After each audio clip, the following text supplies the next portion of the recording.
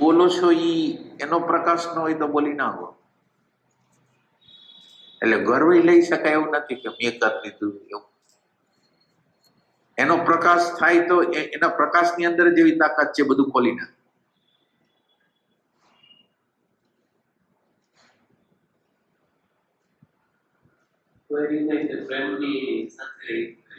હા હા આ તો પકડે.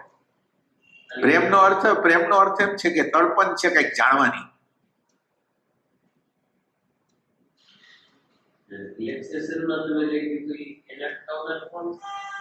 રિલેક્શન માનો કે તમે કોઈ પણ કર્મ કરો છો તો કર્મ વખતે તમારી સ્થિતિ શું હોય છે એ આપણે ચર્ચા કરી. માનો તો આપણી એટલે આ સમયે તમે આ ટોટલી આ કર્મની અંદર છો જ નહીં અને એનો બોજો માથા ઉપર છે.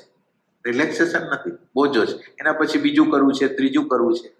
અને આની અંદર કર્મ એટલે એમ કે સાચું કહું ને મારે ક્યાંય જવાનું નથી કાંઈ એટલે તમે તમારાથી ક્યાં આગા, તમે તમારાથી આગા જઈ જ ન શકો. તમારાથી આગા એટલે હવે આપણે કરવાનું છે કે આપણે જે કરવાનું છે આપણી સાથે રહેવાનું છે.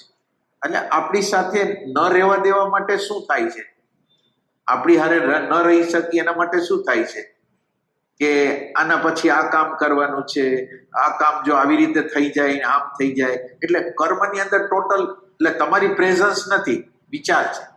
તમારે કરવાનું એવું છે કર્મ વખતે તમારી પ્રેઝન્સ ફૂલ ફોર્મમાં આવી જાય. તમારી પ્રેઝન્સ અને ફૂલ ફોર્મમાં આવી જશે એટલે એની અંદર રિલેક્સ નહીં કરનારા બધા તત્વોને દૂર કરશે. જે આપણને ભાર કરાવે છે, બોજો કરાવે છે, એ તત્વને કાઢતા જશે બહાર. અને પછી તમને ખ્યાલ આવશે. એટલે તમે જ્યારે જે કર્મ કરતા હોય ને તમને ખ્યાલ હોય કે આના સિવાય એવા દુનિયામાં કાંઈ છે નહીં. એટલે તમે જે કામ કરતા હો ને તમે એટલા બધા રિલેક્સથી કરતા હોય કે એના પછીનું તમારા માટે કંઈ લક્ષ્ય જ નથી. એના પછીનું કોઈ લક્ષ્ય જ નથી. અત્યારે આમાં સંપૂર્ણ છે.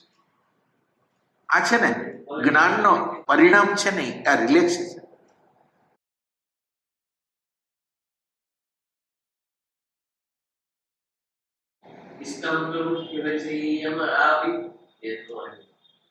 એટલે એક સેન્સથી આ સંપૂર્ણ નિષ્કામ થઈ ગયું. નજર નથી. એટલે કર્મની અંદર કર્મ કરતા કર્મ જેની સત્તાથી થાય છે ને એના તરફ નજર છે. એટલે જેની સત્તાથી નજરમાં છે એની અંદર શાંતિ છે, એની અંદર આનંદ છે. એટલે આમ રોકડું જ વસ્તુ છે. હવે તમારે ક્યાં જવું છે? તમે માનો કે આ કર્મ કરીને બીજું કર્મ કરશો તો કંઈક મજા આવશે એવું છે ને કે આમ પછી આમ થઈ જાય. અત્યારે જ છે આનંદ, હવે તમે શું ગોતવાના છે એમ.